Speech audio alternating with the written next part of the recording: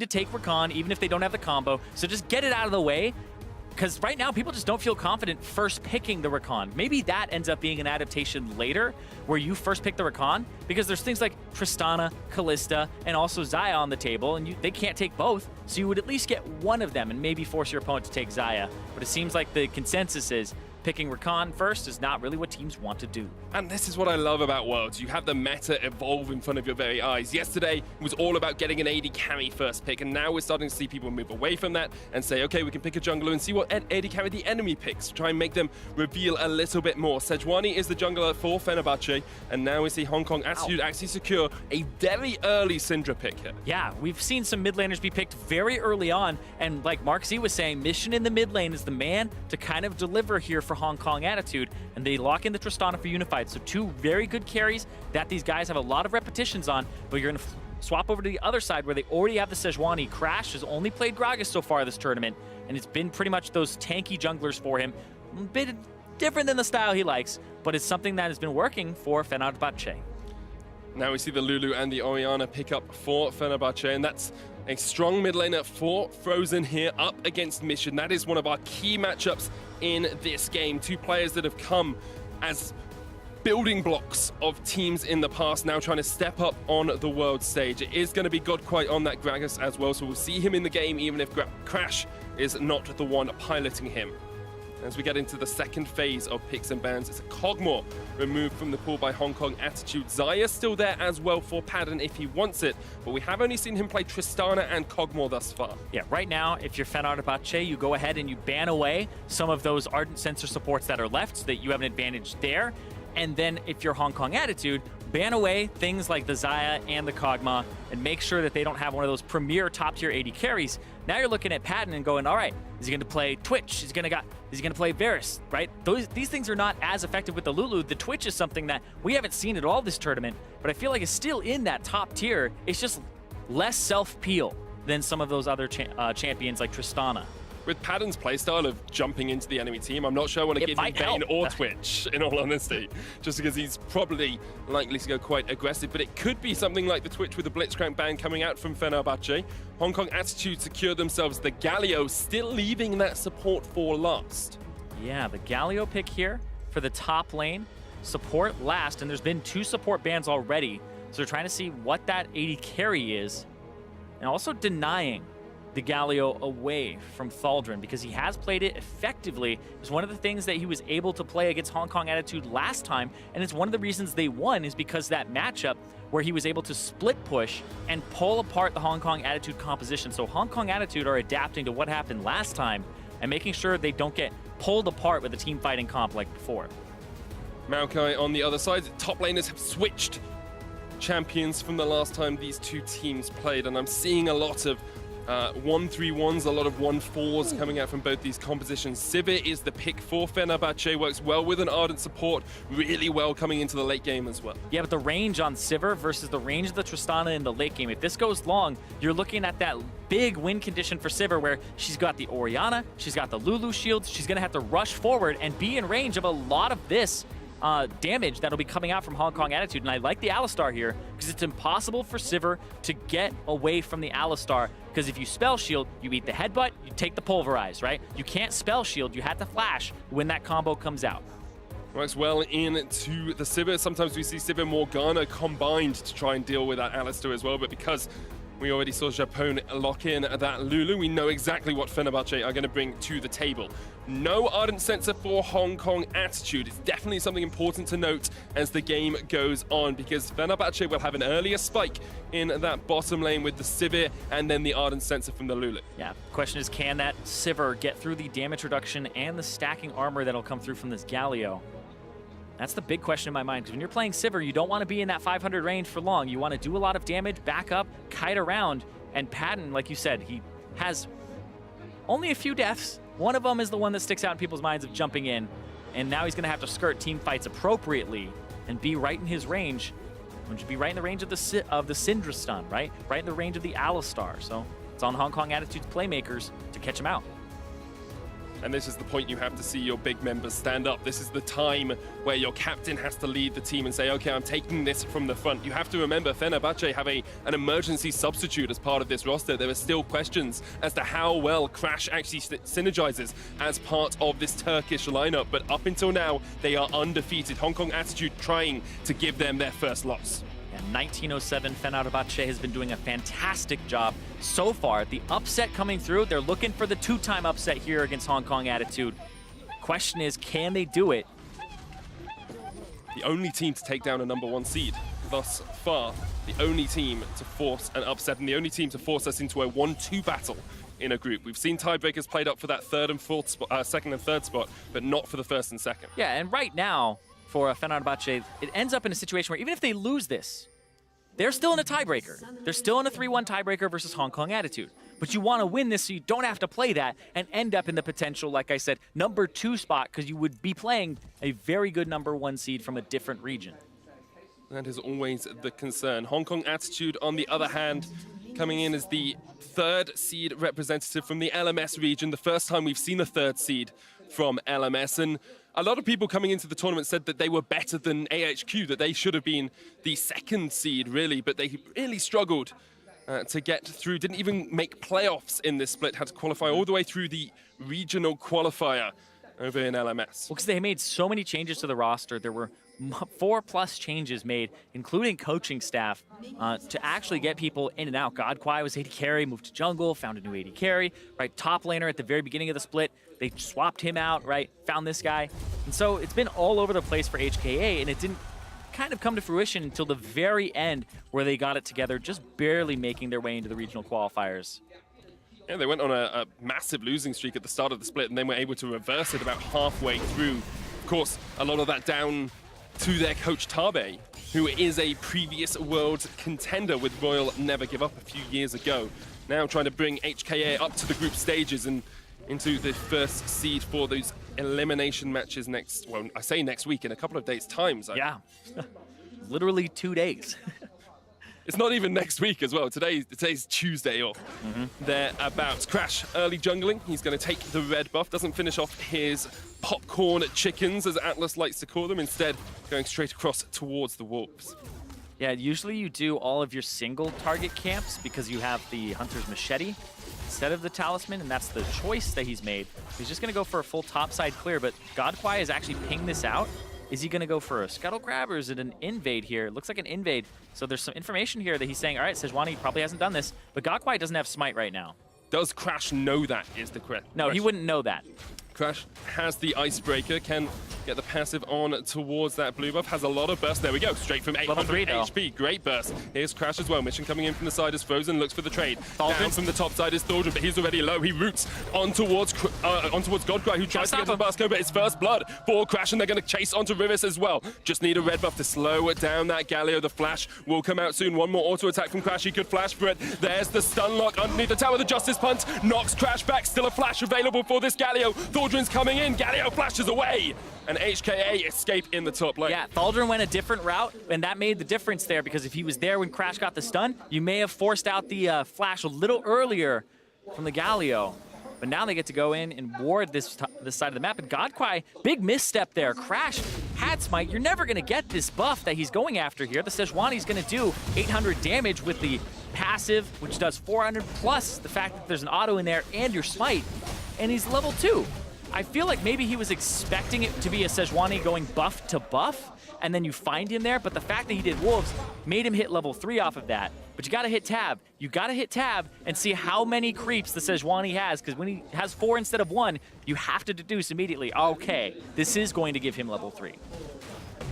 Now Godquai buffless has to just go across towards his blue. Vision advantage for Fenerbahçe as they spot him out. They know exactly his pathing early on, which stops him from being able to go down towards this bottom lane. Unified has started with the cull here in lane, accepting perhaps that they're not going to have kill pressure on towards the Sivir and the Lulu early on. Yeah, looking to scale instead and feeling like No, they won't be able to kill, just try to scale up alongside, and there's the interaction. And here comes the stun as well from the Alistar. Pattern locked up, has to flash away, but the explosive charge is going to land, and Unified chasing in the heal just in time, but Unified can't quite get him. Outpicks with the shield, and now Unified is on the run. Pattern looking for the chase. Unified still has his heal of his own, and Pattern and Japone will back away for the time being. HKA winning in the bot side of the map. Yeah, there's still a heal on the side of Unified and a flash on the side of Kaiwing, so they're gonna make a play as soon as they shove out, and now you find this bottom lane of Patton and Japone in a really bad spot in the next few minutes. Crash has to come down towards here. This is what we expected to see from Fenerbahçe coming into the tournament. Hasn't been the story of them across the last few games. Patton and Japone actually having great games, but their laning phase is sometimes a little bit weaker than some of these other teams. It's been pretty questionable. Even the game where Patton ends up set 10-1-6 or 10-0-0, he's still down 20-ish CS during the laning phase and doesn't make that up for most of the game. So has had those questionable laning phases, but he isn't dying during the laning phase. But we'll see if this is where they can actually change that. Godquai on the bottom side and Crash nowhere even near. Japone is hanging out.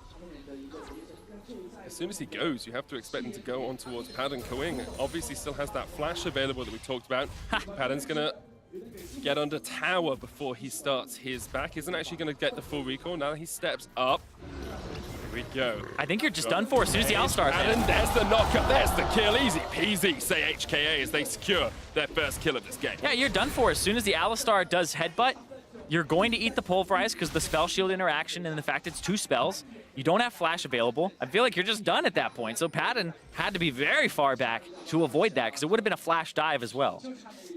And it equalizes the gold as well. Crash going for a little bit of an invade, but he is on a ward. Exactly. They see him here, and they see the Galio coming down as well. Mission hit level 6, and now Crash, big trouble right now. Gonna get the knockup onto Mission now. Rumis is there, only level 4, but there's the shockwave. Mission has to flash away. Crash keeping his summoners, unleash power onto Frozen. And Fenerbahçe come off on the good side of that trade. They got the 2 summoner spells from the mid laner, and they didn't trade any of their own, so yeah, definitely a good trade for themselves. But Kaiwing gonna try to equal the summoner spells up here in mid with his Moby boots he just purchased after that back. Early Moby boots on analysis, such a devastating thing to have to face. Crash is up towards the top side of his. Scatter the Weak comes out. Kaiwing realizes that the Sejuani is waiting in the wings and backs away. No summoners burnt on towards Frozen. Frozen, of course, one of the stalwart performers for Fenerbahçe throughout the split. He is the guy that everyone said, you need to look at this guy. Used to play for Longzhu, such a great mid lane. Hey, he is the carry. Again, Thaldrin did this before. Mission's gonna get locked up. No flash knock back, but here comes the tree. And there goes Mission. And this is fantastic from Thaldrin. When he got on this Maokai in the previous game yesterday, he had such a great performance on it with the roots, the ultimate, the Nature's Grass, flanking mid, and then there was that fantastic play where he flanked and helped get the pentakill for Patton on the topside Baron. The Maokai for this guy showing that he loves these tanks and he's such a great team player. Another knockup onto Patton. He is going to get stunned up here by Kawing. He exhausts once again from Unified, but Patton is low. Reset jump doesn't come in, perhaps not quite got the timer on that heal, because Patton would have been done for if they'd got underneath that tower. Yeah, it felt like he didn't want to go for it there, where he would take some extra shots. He would have to kill Patton just outright and make sure that he gets the reset and can jump back out. But now that he has the ultimate, just kind of banking on the next engage here. So they're pulling Crash down to the bot side. Sejuani has the ultimate here. Crash not quite going to show yet, perhaps trying to draw Unified underneath the turret first. Explosive charge used on it, trying to force Patton back as much as possible. It's not going to be able to get too much more out of this. Fenerbahçe with a slight gold lead, about 700 or so ahead at the moment. Some of that coming from the bottom lane as well, a 400 gold difference between the two AD carries. And remember, he's going to get Cull completed. He's got about 30 CS more to go here. So as soon as that pops, it pays off in that laning phase where they've been dominating this laning phase a bit here. 16 CS up, shoving him under turret, almost half HP on it, forcing the jungler to come down to help. Even when the jungler has his own blue up, this is one of those situations where you're very exploitable. It's not where Crash wants to be either. We've seen he likes mid lane. He likes to be around Frozen, trying to set him up. Thaldrin, Crash, and Frozen have been the combination that Fenerbahçe have relied on throughout this tournament. And now the fact they're losing bottom, they'll lose this Infernal Drake as well as Hong Kong Attitude look to start this up, and they have that mid lane priority on top of it. So this bottom side with Unified and Kaiwing saving that last pick Alistar has been coming up pretty big for them as the counter after they banned away all those AD carries. And Patton and Japone once again struggling in lane. We said we'd expect to see it, but already being 15 or so CS behind is such a devastating deficit. I know you guys in America are much more used to seeing that than we are over in EU. But yeah, Crash not quite able to connect with the Glacial Prison. We actually aren't, because nobody plays Sejuani in NA. It was actually very low presence until round playoffs. It was actually very shocking. But Sejuani ultis missing and going wide, forever a meme. Indeed. It's like you miss one. You miss one and it happens. Like, well, my most play. Jumping into fights now as well is a little bit That's of a true. He's played incredibly well. It only has to happen once, seriously. Like, my most played champion is Sejuani by a good margin, and you can be a god all game, but you miss one of them, and you're Xmithy. It's because it's so obvious as well. Sometimes when these big ultimates, it's a bit like missing a Varus ultimate, you know? It's so obvious when you've missed it that it can cost you a little bit of respect amongst your team members. But at the moment, both teams respecting their opposition. 1,000 gold lead for Fenerbahçe as they continue to get slight advantages across the map. But still, that bottom lane is in favor of Unified. Yes. The bottom lane is where I really had to look here too, because Infernal Drake is what came out of that. The fact that they are really going to put pressure on Patton. And remember, this does not just happen during the laning phase. That Alistar will be able to get the better of the Sivir almost every time he's able to get on him with a headbutt. And it's something you have to watch out for. But Japone, we've seen some Lulus use the ultimate, the Wild Growth, to actually stop the Alistar from arriving. So we have to be fast on those as the lanes get swapped here. Pretty sure we saw Japone doing that yesterday when Padden was playing the Kog'Maw. Unified and Kaiwing do come up towards this top side. It's something we often see around this point because you're looking to try and take that tower down as quickly as possible. Yeah, and now they're trying to swap it, and that was a TP from the Galio to the bottom side here. So we got to push that wave out, and now Kyle back. And now they're going to swap it. He's probably going to have to TP to the bottom side. And Ruiz just pushing this in. There's going to be a couple of waves lost unless Thorgrin does teleport down here. He's running on his way there now, so perhaps just accepting that 12 CS missing that he will have. They're trying to fight. You have the ultimate here. Sejuani's over on the side. I feel like if you pop that, yeah, they're trying to go, but Sejuani's going to be late. Unified is going to jump away. There's the exhaust as well. Japone not quite able to get the chase in. Wild Growth being used. Godquai on the flank now. Is he going to try and engage? But Crash has caught him out. We'll be able to get the stun up in just a second. And second stun on his way. Second stun doesn't quite connect with the Glacial Prism as Godquai is able to dodge away. Now Unified was backing, but he realizes he doesn't want to be in a crash. As the knock up from Sejuani, he's going to be able to get away with the flash of his own. Frozen still on a flank here off towards the bottom side of this fight. But you see Frozen, like you said, came up top. This will give them priority on the top side of the map. They'll lose maybe some mid lane turret damage, but this is in danger of going down here. I like the fact that he smites the cannon minion. He's going to try to clear this out and let the Tristana reset. Now the next minion wave is here, and it'll be on the turret for just a little bit before the Tristana arrives. Half HP though, that's the question. Can they actually chunk this down and kill it? Nope, just gonna back. They're not risking it. They feel like the Tristana's gonna be there in just a second, and they'll spot her on that ward. Japone not quite at that Ardent Sensor yet either. It's such a big power spike for the support, but he isn't able to get it. Mission. Oh, he's stuck on a wall? Just gonna there you go. There's the Shockwave, comes back. Frozen does get some aggression down onto Mission here. Does have the flash as well if he wants to jump in. Seen that happen a few times. Mission with the cleanse wouldn't be able to keep himself alive through that trade. Man, Unified just gets so much damage on these turrets every time. Even though they start losing those fights, the lane swap is giving them so much tempo that they win it here. And now there's a TP on the backside. Thaldrin trying to make a play. There's the Nature's Grasp. You know the Galio doesn't have TP, and he's on the bot side of the map looking for the turret. The knockback from the Alistar takes the root as well. Stops Unified from being caught up. Here's Godquai. Crash jumping in from the side. Kuing with the flash away, and now Crash isn't able to connect. Fenerbahçe still unable to find the fight they want. But now, Hong Kong Attitude got that first turret. They're going to get this bottom turret on top of it. And now they're just going to lose their top. That's it. They're going to get 2 turrets and first turret gold for just a single one. HKA with that second turret. As you say, Fenerbahçe will be able to get one of their own. The next Drake is a Cloud, not as important to fight over. I wonder if Fenerbahçe look towards the Rift Herald here because they know still that Galio doesn't have the teleport.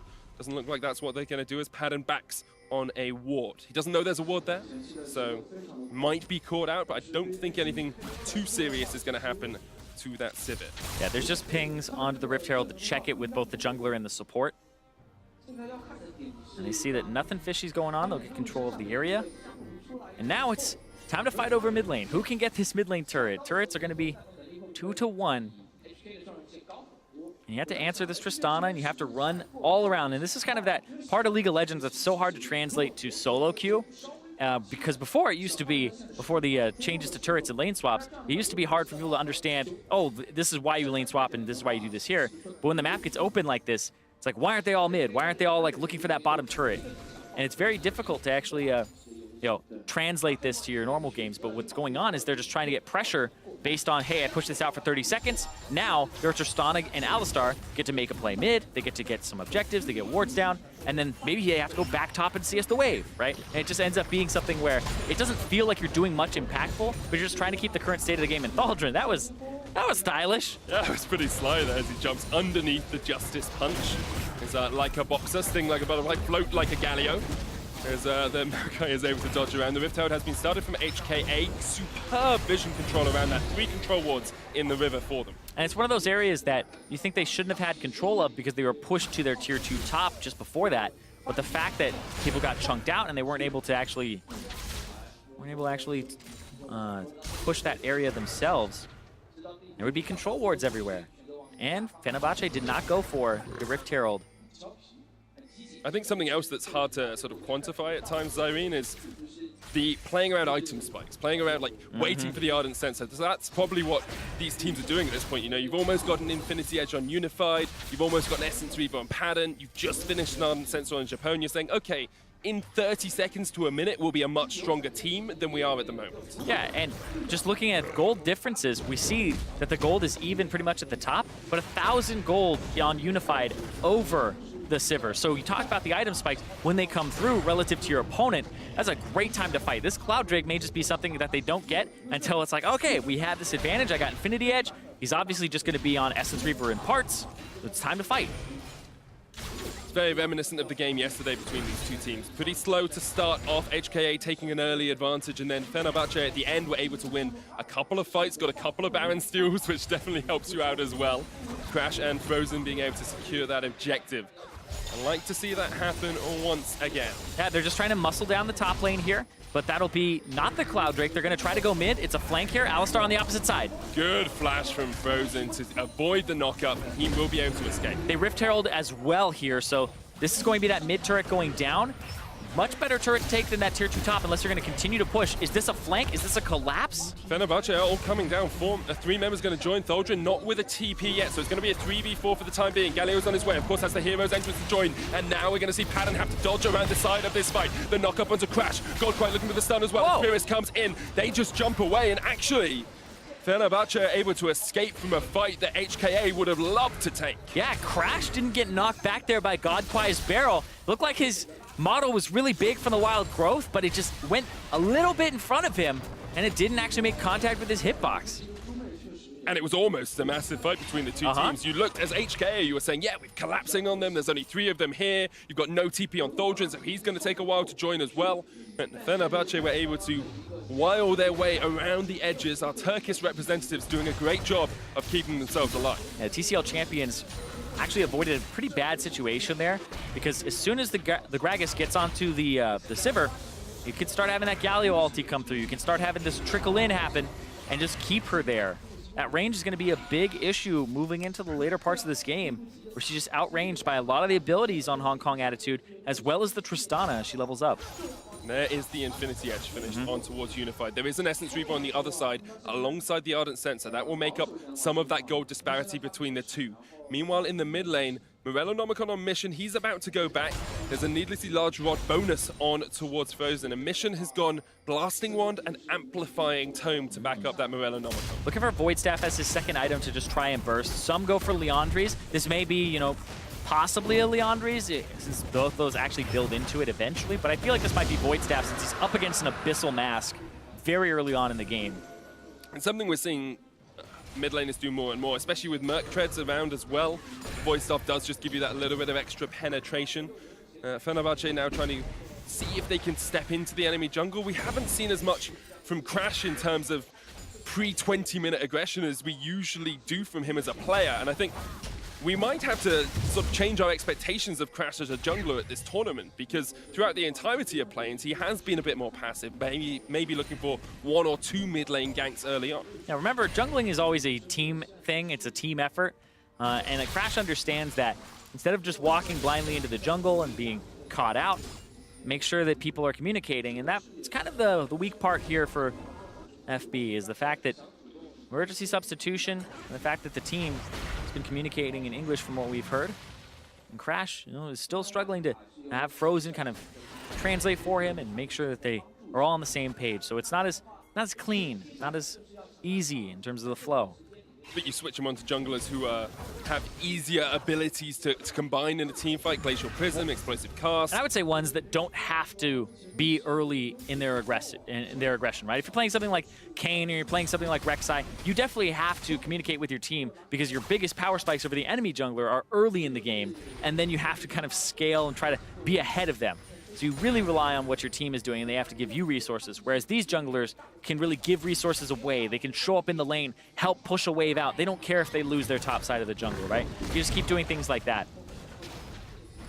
Now starting to get towards the point in the game as well where team fights become a paramount part of the game. I'm looking at Riris because we said it would be difficult for Padden to deal with him on this Sivir. Hasn't built too much armor yet on towards that Galio, so I'm still expecting Padden with those ricochets to be able to shred through the Galio. Yeah, the Galio, mostly it's that W holding it down. It's so long in terms of the duration for what you can just negate in terms of damage too. And also when you buy magic resistance like he is, it adds the more bonus damage reduction. So he is technically getting even tankier with his W against Padden, and it just becomes very frustrating to deal with, especially when you buy something like a Bramble Vest, which I assume he'll pick up because there is a Lulu with an Ardent Sensor on the side.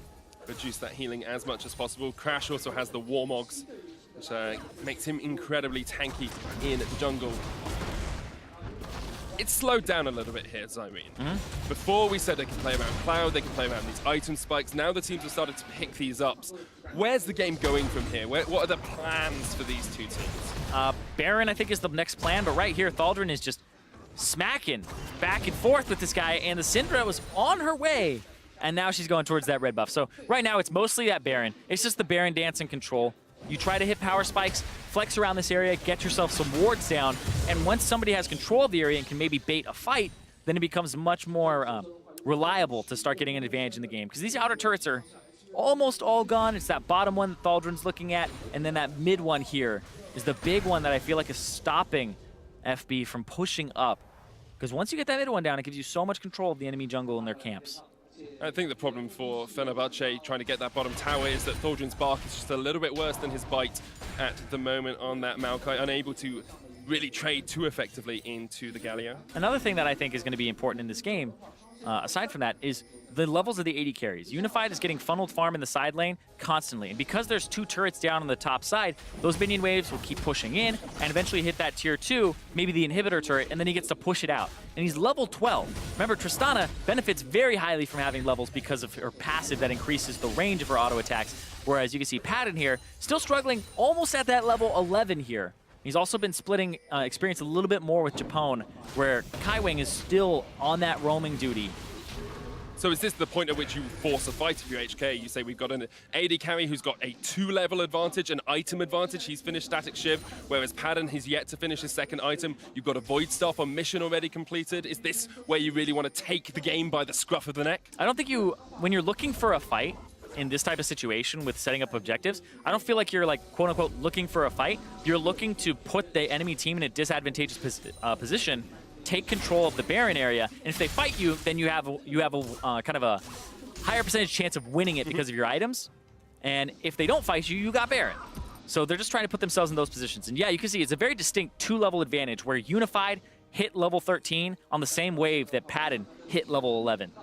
It's a numbers game, it's a percentage game. Well, our chances of winning this fight are 70% instead of 60% or 50%, and that's what HK want to play around, especially since winning this game secures them that tiebreaker match against Fenerbahçe later on. The winner of this is looking for that first seed in the group. And this is the awkward thing right here. Thaldrun is being aggressive, but this is Unified showing up out of nowhere. And Thaldrin is going to get shredded down by that Tristana. Great knockback. Riris with the chase with the Righteous Glory gets the slow down, and eventually HKA will take the fight. Fenerbahçe trying to answer with a Baron on the other side of the map, but they are missing their tank. Exactly, and this is one of those plays that is so hard to predict. Unified has just been picking up solo lane farm. You expect him to keep trading, breaks the pattern, goes bottom as Thaldrin's been so aggressive, and now they're looking for more. Frozen's gonna have to flash. And then HKA can just look up towards that Baron as well. Unified is actually still on the other side of the map to the rest of the HKA members. There is a Cloud Drake coming up in about 10 seconds as well, so he might look to secure that himself, jumping into Japone instead, who has to whimsy his way away. Keeps the ward up. That's the important thing. His support will thank him. Don't have to place another ward. Keeps the ward up, keeps control of that bottom side of the map, but at the same time, Hong Kong Attitude still have control of the Baron pit simultaneously. And now Unified will take this Cloud Drake, and that'll be 3 Drakes for Hong Kong Attitude, who, despite the goal being pretty even, have an advantage in terms of map pressure with that mid turret being down, and also just have a more fed AD carry and more Drakes. And it's important to remember, the reason Fenerbahçe were able to come back against HKA yesterday and win was that they got 2 Baron steals. Not 1, but 2. It took them so much to be able to actually eke out a win against this HKA lineup. And there's a reason HKA come into the group as the first seed. Because they are expected to win this match. Because they are expected to be better than Fenerbahçe, who have put up a very good performance thus far in play-ins. And it's expected, but they got that upset. And so now expectation is that that happens again. But like you said, it was pretty much on a low probability play of 2 Baron steals. So if you replay those situations over and over again, we're talking about percentages, does it happen more often in favor of Hong Kong Attitude? But right now it just seems like it's even again. So they're trying to throw kind of wrenches in there, and Unified is that wrench. Stun onto Crash. Here come the rest of the HKA members. Godquite with the knockback, and that's a dead jungler. And now HKA can look for the Baron. And they're just not expecting Unified to show up in these places with that much damage at this point in the game. He's at that 10 CS per minute mark. He has those 2 items that he really needs and almost completed the other one. And the cull paid off in spades for him. So now, on a Baron here, the steal chance is much lower. But remember, Frozen stole it on Syndra. That he We'll did see. Looking for the steal on Orianna as well. Godquite, no flash, no explosive cast, down to 4,000 HP. Fenerbahçe. Thaldrin going in. But here comes Thaldrin in from the backline. Nature's Grasp used as well. Frozen. Tristana. Up. Tristana so low, but managing to survive already. The Orianna's dead. HKA lose 1 for 1 in this trade. Kai Wing low as well. Fenerbahçe turning it around, and Riris is going to fall as well because Padden is still alive, Zyrene, and Padden is padding that KDA. Riris with the shield of Duran will lock them up for the time being, but once again, HKA unable to play around the Baron. Riris escapes, but HKA lose the fight in the pit. They lost Crash earlier. They lose Frozen there. A 2 for 2. We're back at even. And now they're going to start this up. The jungler's about to walk in. TP mid from this Galio. Super cheeky from Japone as well to use the blast cone to knock Godquite away. But now Japone in trouble. Unified looking for him. Unified has the red buff. Here's Thaldrin, Padden, and Crash in the pit. Godquite off towards the side as well. Has got that ability to steal. Oh, the Padden, crits! though. Unified caught out though as Crash jumps onto him already. They've killed the AD carry, and where's the damage? But the other AD carry's down. Now the Lulu's dead as well. 2-1 in favor of HKA, and they will back away for now as they win a trade in the river. The Baron is just a death sentence. It's all about that fighting. I take back what I said before. The Baron is all about fighting. Every team in this game is just going to contest it, regardless who's starting it up in numbers advantage. These AD carries, getting those crits with their items, it's going to happen more likely than not because they're above 50% now. But it just gets pretty disgusting. Unified's position here. Thaldrin from the side. Brilliant here. Again, he gets knocked up by the tentacle. The tentacle smash stopped Unified from repositioning there with his flash, with his rocket jump. He wasn't watching his feet. That happens so often. And it forces him out of the fight as well. That final ricochet taking him down to about 100 HP. And then we see Fenerbahçe able to catch out Riris. He does jump away at the end, making sure all the CC's down before he uses that hero's entrance. Fenerbahçe start up the Baron looking for it themselves. And then he gets out the hero's entrance, not to be confused with the grand entrance. And then after that, Fenerbahçe with the Baron were unable to take it because of the TP coming back in from that Gallo, he was then able to distract them and make sure that Fenerbahçe weren't able to take a stranglehold on this game. And there were some pretty disgusting crits, too, from Unified onto Patton, and then it just ended up being this big crit that took him to half HP. He gets taunted, and he's flailing in that position, but now you're looking at Unified as a level 15 Tristana to level 13 of Patton. Unified is the same level as an AD carry as Fenerbahçe's top laner. That's impressive, when you can get that sort of extra experience on your AD carry. And you look across the rest of it, and it's pretty even. A level advantage for Crash over Godquai. Japone has 1 level over Kai Wing, and that's where those extra levels have come for the Tristana, pushing him into the side lane. And this is always something where people will ask, well, why don't you just do the same thing with your AD carry? Tristana is not the same AD carry. She's so safe. If you put a Twitch in the side lane, he's going to have to sneak about and be really clever about this. But as Tristana, you can push past the halfway point because you're so confident in Rocket Jump and Buster Shot. You have 2 forms of getting away and self-healing, whereas Sivir would have to pop ultimate and run. It's a long cooldown. And then there's so many gap closers. We see, like, why would a Kog'Maw go up there by himself, right? I've said, don't do this at home unless you're Tristana, and that's why she's got such a high priority on her too, is she can do these types of things. And it helps you get these extra items, this extra farm as well. 3 items completed on towards the Tristana. Godquai not quite able to connect onto Crash as Kaiwing goes in. And they're just trying to force Crash away. It's a vision game. This is exactly what we saw yesterday as well. Vision around the Baron, so paramount for these 2 lineups. Vision and getting that farm. See Unified hitting that level 16 here. Has a lot of CS right now, still at that 10 per minute mark or slightly above it. It's looking for camps. Goes for the red buff here. And the bottom side, they're just picking up farm back and forth. Mid lane is farmed up as well, both of them sitting just over that 10 CS a minute mark. And you see a Rabadon's Death Cap avoids stuff on towards a mission. And Frozen, on the other hand, haven't yet seen him really hit a shockwave and yet to show up at players. Yeah, that's very true. Frozen hasn't had that huge amount of damage just yet, but he is at that Orianna 3-item spike. I really like this when you have that Void Staff after you have the Luden's Echo and Morellonomicon. I like the Void Staff though a lot. That's the big one, is that's where you really start getting those big, massive, juicy shockwaves on these carries. And interesting, Unified actually thought he was going to go for maybe QSS so he could get out of the CC, but he goes for the armor penetration here of the Last Whisper to go up against the Sejuani with her single item, with the Maokai with his item. And that's about it in terms of what he's penetrating in terms of bonus armor. There isn't a whole lot, but if he's only hitting those tanks, then it's worth it. Maybe just trusting the fact that he can position around the edge of these fights. Seen him play Xayah a couple of times this tournament and played it incredibly well. Good positioning, Trist just as safe as the Xayah. Fenerbahçe once again pushing forward to see if they can get some vision control around this Baron. HKA could look for their 3rd Cloud Drake of the game if they wanted it. No dragons yet for Fenerbahçe. Kaiwing has a flank possibility here, but doesn't quite go all the way in. Just going for wards, and I'm watching Thaldrun. This guy has been huge in these fights. His setup, his approach with his Nature's Grasp is really what makes it so that FB can get off on the right foot, and it takes Hong Kong Attitude by surprise. Now, though, this is the 3rd Cloud Drake that's going to go over to Hong Kong Attitude. 3 Cloud Drakes and an Infernal. That's a fiery tornado indeed. And HK will be trying to rain down the pain from long range with this Unified Tristana. So close in this game. 500 gold the difference at the 32-minute mark.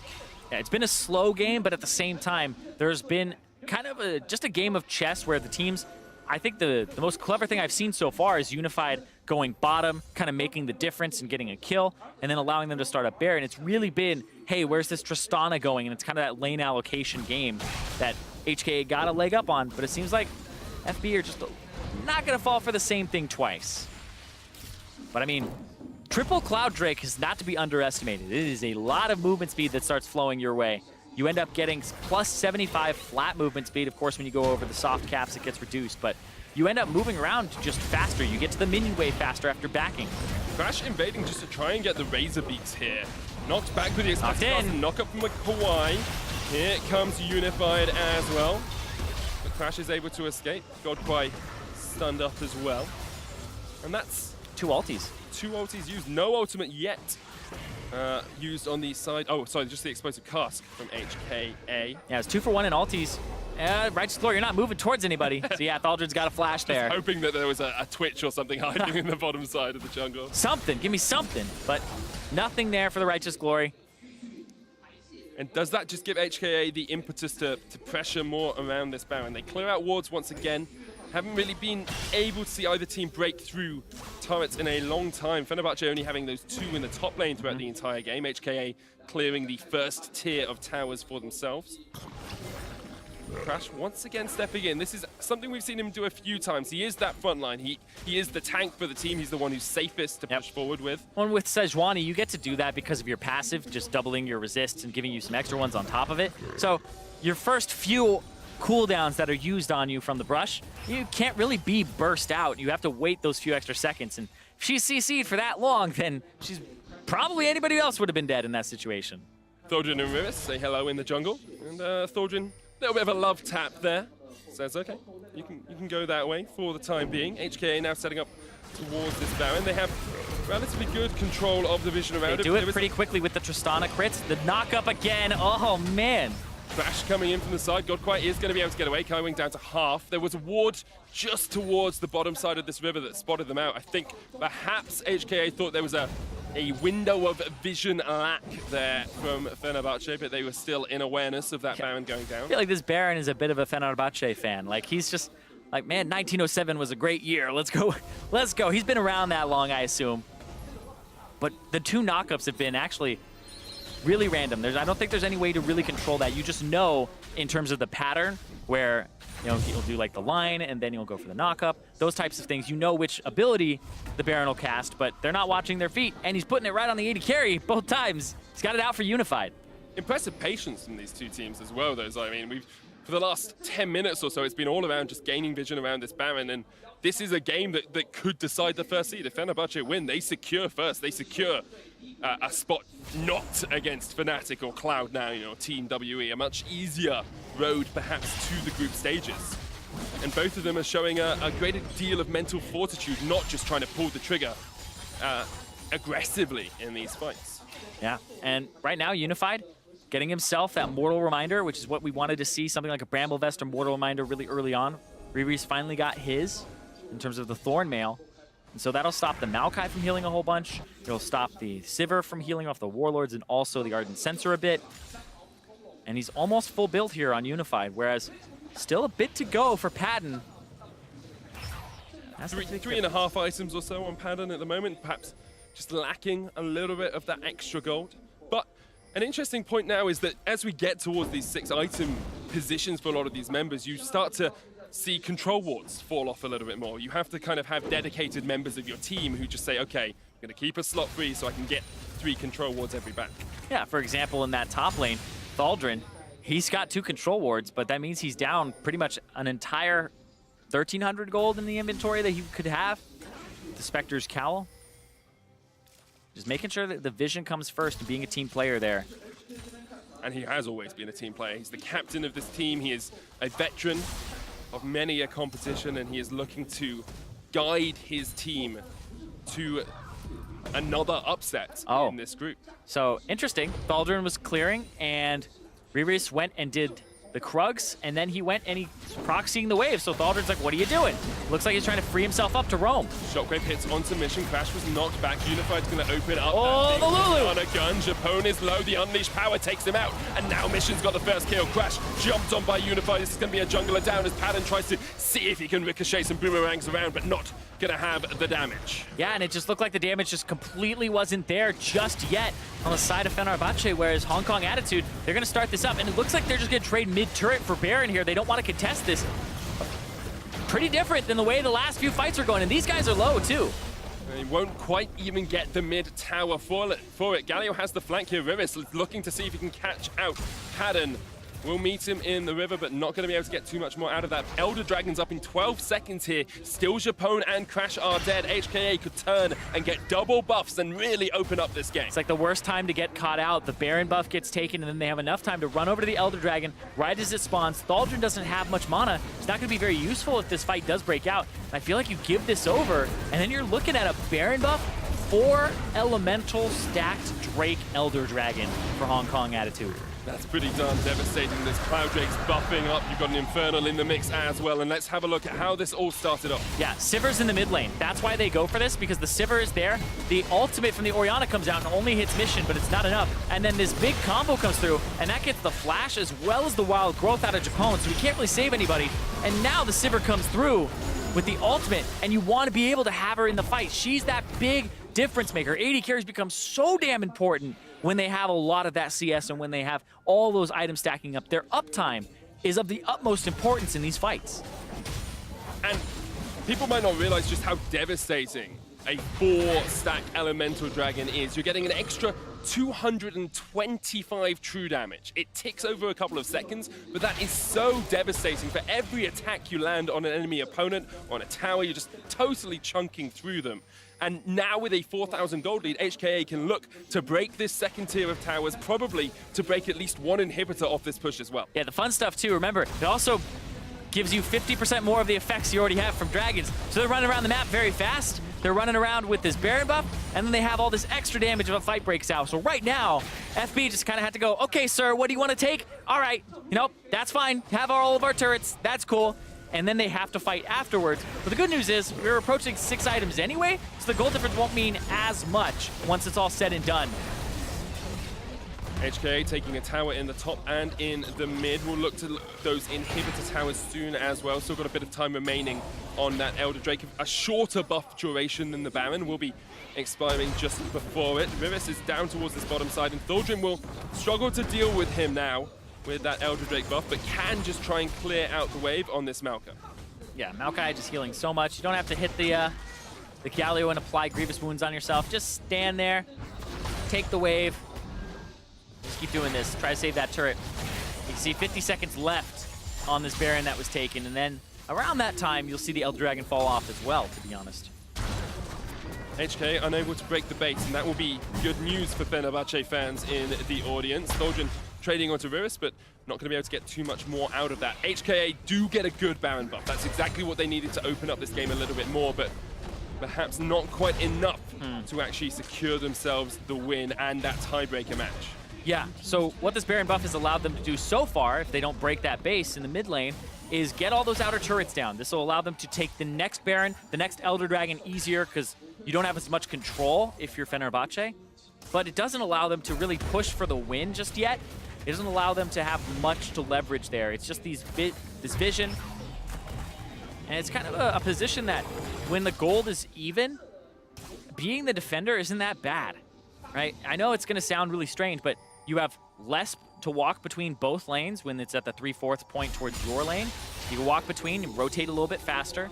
You just have a small area to cover, right? You don't want to have to cover something that's like a tier 1 tower all the way out there, right? Condense everything, pull your forces back into just this base, and just play around objective timings. Especially against something like a Galio that can move a lot quicker between lanes. If you can run across with the Maokai and get your Nature's Grasp off sooner, you kind of mitigate the ability of a Galio to jump around. HKA do get 6,000 gold off that Baron, put themselves about 6,500 gold in the lead at the moment, but the later you get into the game, the more people are at that 6-item spike, the less having that extra gold matters. It's going to sound really strange, right? But the fact that Hong Kong Attitude weren't able to crack an inhibitor is very big, because now it's going to come down once again to team fights. That's pretty much how this game is going to be answered. And that's why I'm not saying anything like Hong Kong Attitude, like fantastic lead, fantastic Baron, anything like that.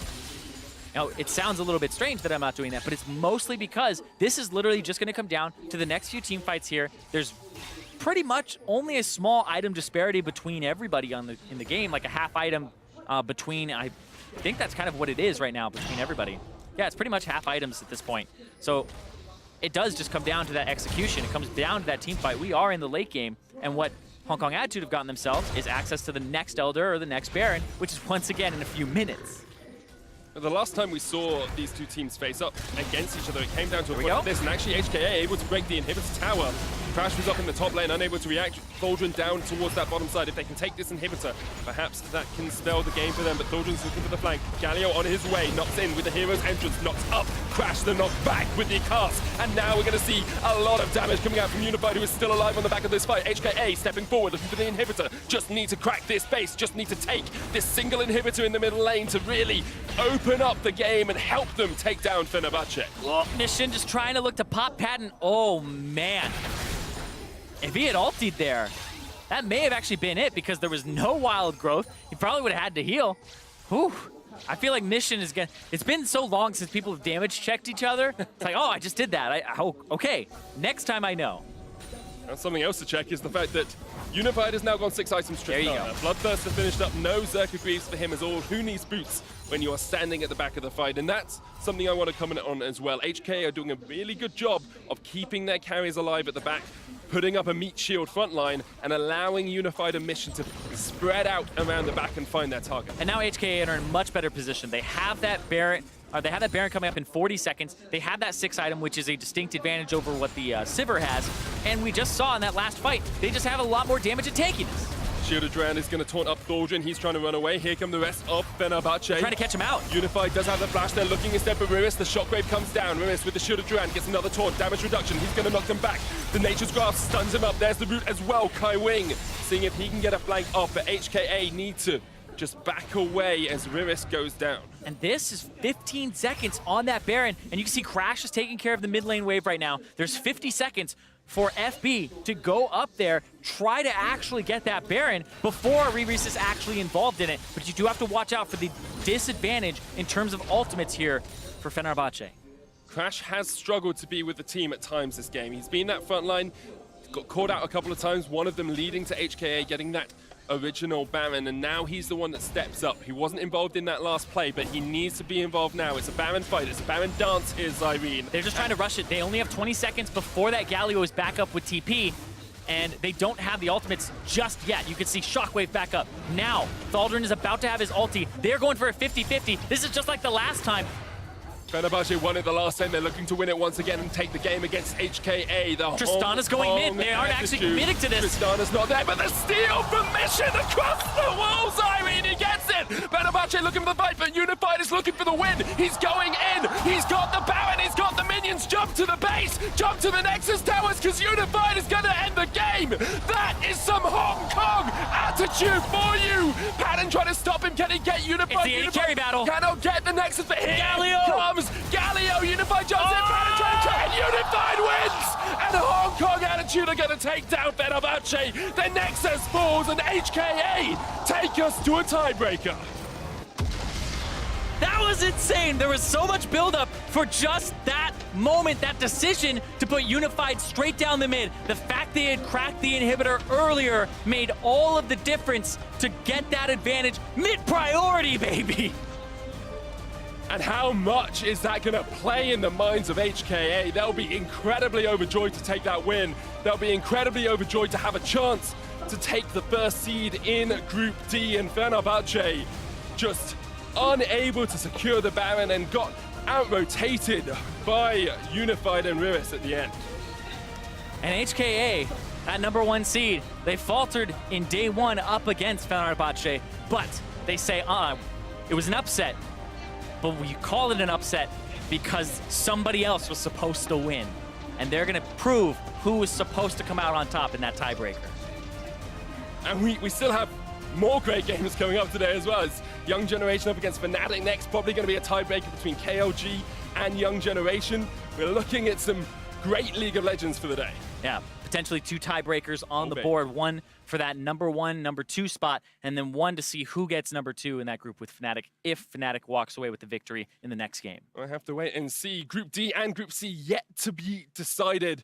Coming back off that game, you have to give credit to HKA because they played around their power spikes. They played with a lot of patience, and we're going to see the analysts think they played as well as they could have done. I feel like you have something left to say, Chloe. I was like, draft. Tristana, range advantage over Sivir, and the last pick, Alistar, puts the Sivir in an awful position for the later parts of the game. I have to see if the analysts agree with you. To get their thoughts on how Hong Kong attitude forced the tiebreaker, let's send it over to Dracos and the analyst desk.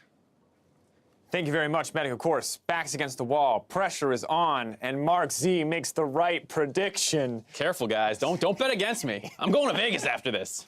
All right, but ultimately, there's so much happened that game. So many back and forth, so much that we could talk about, but I think it's best to just look at this replay of the final fight brought to you by Acer Predator, because this steal, this finish was insane. The funniest thing is Rusty calling that Syndra's going to steal this Baron right about now is when he called that out. Yeah, it's amazing how that happens. It's the second Syndra that we have seen steal a Baron in this tournament, and I believe it had a Gragas jungling with it. It's just the will of the gods, it seems, and HKA gonna get that win. And just to bring it back, as we watch this just on to end the game, that was Fenerbahçe with the Syndra and the Gragas stealing the Baron from Hong Kong Attitude. I mean, so... to be fair, as we see Unify close this game out off the back of the Galio support coming in, getting that little bit of damage reduction going in, going ham. Syndra's true damage on her W, combined with her full combo potentials, actually usually out-damages Smite by a pretty large portion by the end of the game. So it's not entirely unbelievable that you lose the Smite in that situation. It's just unfortunate that it happened. A mistake by HKA going bot lane gives up the Galio's life.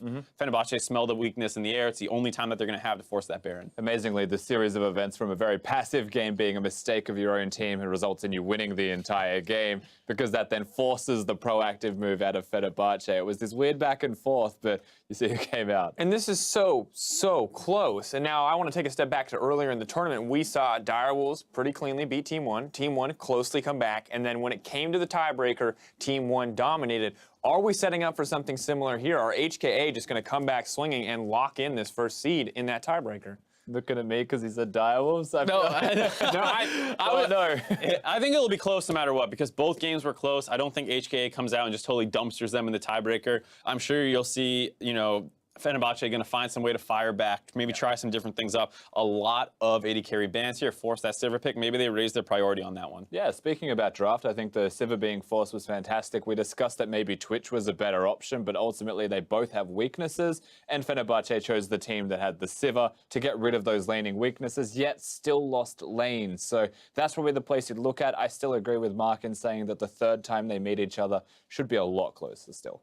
I think ultimately, too, the big thing that stood out to me was that in that clutch moment, Hong Kong Attitude made a very aggressive, very high-risk decision. And while that's not always going to be a positive thing and did count against them once or twice, they proved that in the late game, when it matters most, they can come up clutch. And in these deciding single games, essentially one more best of one decided, actually one more best of one, not essentially, that feels like so important to me. It's still very scary, though, because there was another Baron attempt that happened around like the late 20-minute mark where they got a pick off on the jungler again. They go into the Baron pit and they almost throw completely. And it feels like this team's decision-making around Baron, very, very suspect. And it's kind of like whoever does the Baron is very likely to throw. So I'm still a little hesitant, but it does feel like HKA have the better early game, which gives them the control of the game as they move throughout it. And of course, the expectations coming into this with it, Fenerbahçe could out teamfight HK.